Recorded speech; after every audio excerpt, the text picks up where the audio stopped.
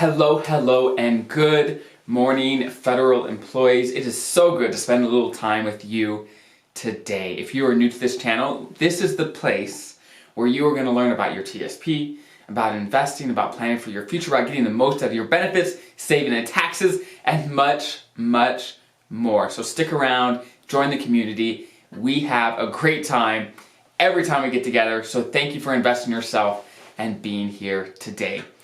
Today, the episode is for those part-time federal employees out there, or for those that had part-time service, whether in the past, during their career, maybe in the middle of their career, or maybe you're planning, okay, maybe at the end of my career, maybe I don't want to go out all at once, maybe I want to do something part-time, something like that. The question is, how does part-time service affect your retirement, when you can retire, but also how much income you can get in retirement because of your part-time service. So, if you were thinking about this, definitely stick around, definitely watch this whole video, listen to this whole podcast so you know how it's going to affect you. So let's dig right in. And the first question that we definitely have to address when thinking about this is, what counts as part-time service? What is the definition of part-time service? And luckily, it's pretty simple. Basically, if during a position you consistently worked less than 40 hours a week, that is considered part-time. It's less than full-time, it's part-time, right? So that is simple. Now, the next question is, okay, with part-time service at some point in your career, how does that affect when you can be eligible to retire? So, let's start with the basic FERS rules.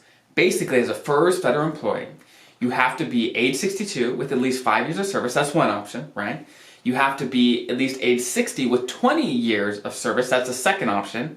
And then the last option is to be your minimum retirement age, which is between age 55 and 57, with at least 30 years of service. Now, your minimum retirement age is based on your birthday. So for a lot of you, it'll be 57. For some of you, it'll be a little before that, 56 in some months, somewhere in that range, okay?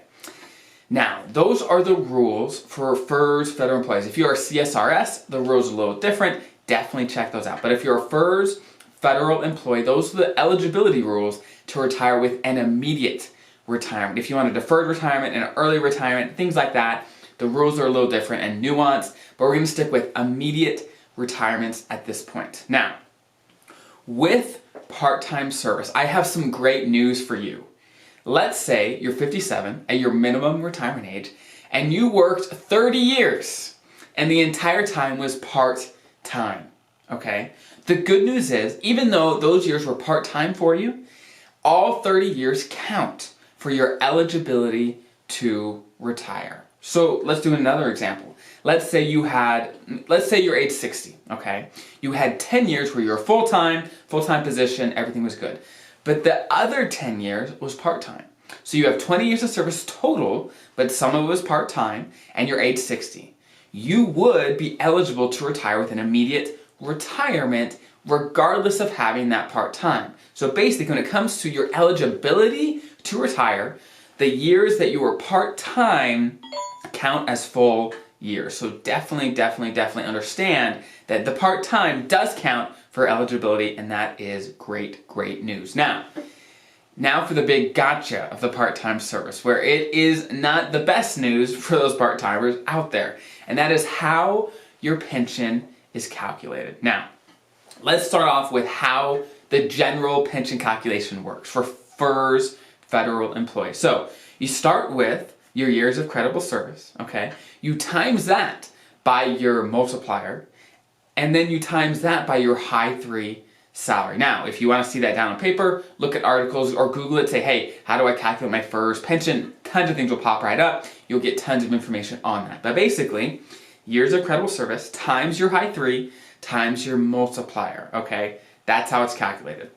So, for the part-timers, your pension is calculated like that as well, but then there's a second step to it after that. And your pension is basically prorated for your part-time years. And the equation, in a nutshell, is how many hours you actually worked during your career, divided by how many hours you would have worked if you would have been full-time the entire time. So a simple example, let's say you did 20 years of service, the entire time you were at half-time, meaning you only worked 20 hours a week. That's simple, meaning if you would have been full-time, you would have had double the amount of hours. So you only worked half-time, so you had half the amount of hours that you would have had. So when you calculate your gross pension with the equation I talked about, then you multiply that by 50% because you were part-time the entire time. Now, for most federal employees, that's probably not the most realistic example. For most, it's going to be, okay, well, I had 25 years of service, but 5 of those were part-time, and I worked 30 hours a week during that time. How do you calculate that, right? So, like I said, it's basically how many hours you worked your entire career divided by if that entire time you would have been full-time. That is the percentage of your full pension that you are eligible for. So another easy example, let's just make the number small. Let's say you worked 90 hours during your career. Of course, it's going to be more than that, but for an example, let's say 90 hours. Now, let's say you would have worked 100 hours, okay, during your career if you were full-time the entire time. That means 90% of your gross pension is what you're actually going to get because of your part-time service. It brought down your pension a little bit. Now, I have one more great piece of news for you as part-timers, and that is how your high 3 is calculated. Because many of you, maybe at the end of your career, maybe you take a part-time position because you want to phase out a little slower, right? Then, in that case, your high 3 is actually what you would have earned if you were working full-time. So let's give an example.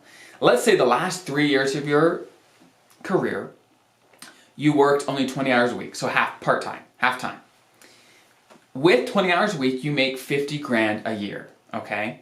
When they look to calculate your high 3 salary, they're gonna say, okay, what would he have made if he was full-time during the highest earning years of his career, okay? And for you, if it was your last 3 years, then your high 3 would be 100 grand because you made 50 grand by only working 20 hours a week for the last 3 years, so your high 3 would be 100 grand unless during a previous part of your career you made more than that. Then it would, of course, go for that because your high 3 is not about the last 3 years of your career, it's about the 3 consecutive years where you made the most money. And if you did part-time, it's what would you have made if you were full-time. So, in a nutshell, that is how part-time affects your retirement and your pension. And now, hopefully, you have the information you need to know, okay, in retirement, this is what I can expect. This is when I can retire. This is when I can hang it up and plan for the rest of your life. So, I hope that was helpful. Have a great rest of your week, your day, and I'll see you next time.